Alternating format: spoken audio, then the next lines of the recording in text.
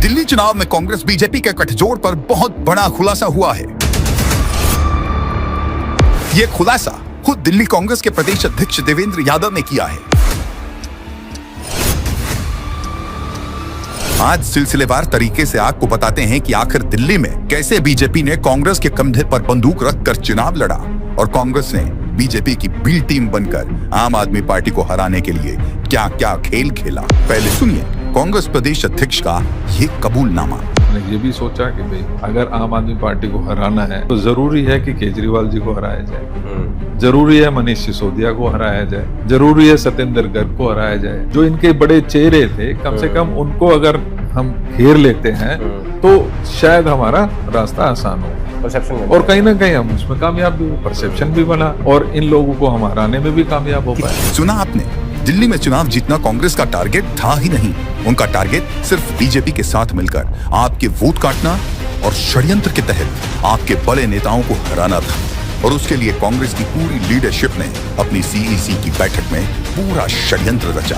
तो इस बात पे किसने राजी किया कि हाँ हमें अरविंद केजरीवाल को हराना है भले ही बीजेपी जीत जाए? तो इस बात पे किसने राजी किया कि हाँ हमें अरविंद केजरीवाल को हराना है भले ही बीजेपी जीत जाए? फाइनली जब हम सीईसी की मीटिंग में बैठे थे तब ये बात हमने तय की।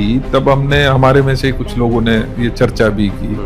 उस समय ये क्लियर तय हुआ कि भाई we need to go all out and that is when खड़गे ji took an initiative, Rahul ji took an initiative and decide कि नहीं बिल्कुल ठीक है, let us go all out, let us go all out.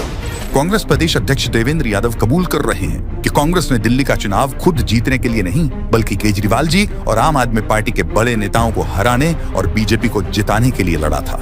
और इस बात का खुलासा खुद अरविंद केजरीवाल ने चुनाव से पहले ही कर दिया था। ये सारे बीजेपी और कांग्रेस मिलके दिल्ली की जनता के खिलाफ और दिल्ली के लोगों के खिलाफ और आम आदमी पार्टी के खिलाफ चुनाव लड़ रहे हैं। अब इसमें कोई शक नहीं रह गया, कोई गुंजाइश नहीं रह गई है। जो पर्दे के पीछे का गठबंधन था इस बार वो दिल्ली के चुनाव में पर्दा उठ गया। एक तरफ कांग्रेस अंदर खाने सेटिंग कर चुकी थी तो वहीं दूसरी तरफ बीजेपी ने चुनाव आयोग को कब्जे में करके दिल्ली का चुनाव चोरी करने की तैयारी कर ली थी। और मेरी विधानसभा में टोटल वोट 1,06,000 है। 1,06,000 में से लगभग 5% वोट ये डिलीट करवा रहे हैं, 7.5% वोट ये ऐड करवा रहे हैं। तो चुनाव कराने का जरूरत ही क्या है? चुनाव बचा क्या उसके बाद? चुनाव तो कुछ नहीं बचा। 12% वोट अगर इधर के उधर कर देंगे तो फिर तो चुनाव कुछ बचा ही नहीं। खेल हो रहा है इस देश के अंदर चुनाव के नाम पे। और इस तरह साम दाम दंड भेद से बीजेपी ने दिल्ली का चुनाव चोरी किया और इस षड्यंत्र में कांग्रेस ने बीजेपी की बी टीम बनकर